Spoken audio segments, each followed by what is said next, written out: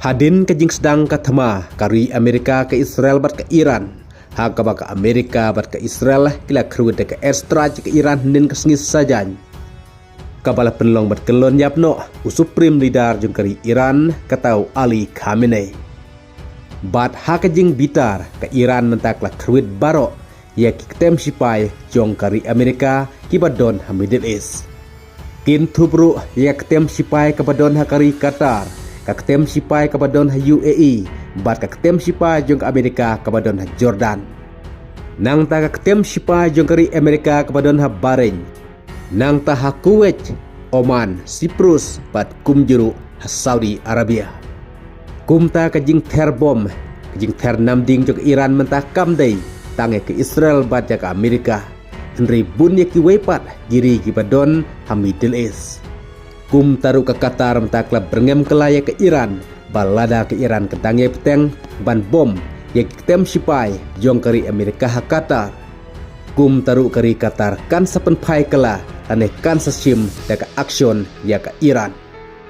Kum taruh ke Qatar mentaklah penbena babaro kijing kai football kibadai ha kate kari en pensange no shwa sipor. Kum taruh kintup ya ke jilekai ke finalisima hapdeng ke Argentina Persia ke Spain ke Banlong mentau benai mat. Bat kat kugi kubor loong balada ya kena ngejinglekai ke Argentina Persia ke Spain kata ke final sima. En pensang eno ha ke jinglekai ha Qatar kumta la ban rano sya ke weipat ke jaka. Kadba ha ke weipat ke kubor loong baka Iran kan boykot no sendon ban ommi madan rane ban om leje simenta ha ke World Cup arah jarah pun riu ke Banlong hakari Amerika, Kanada, bat Meksiko.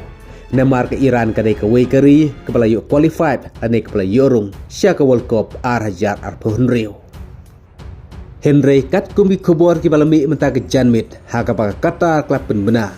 Babarok ke jilekai football, ki bansalong hakati kari, haduk mentah, barok kin sange no syua sipor. Haduk paka Qatar, kan dah penbena dah kemwepat. Kum talas ngutu namar bagi jilekai hapdeng ke Argentina bat ke Spain kadai mentau benai. Kum taru ya kene ke jilekai ka finalisima en pensangeno Qatar bat ki laban rano sya ka wepat kajaka sya ka wepat kari. Blesibot.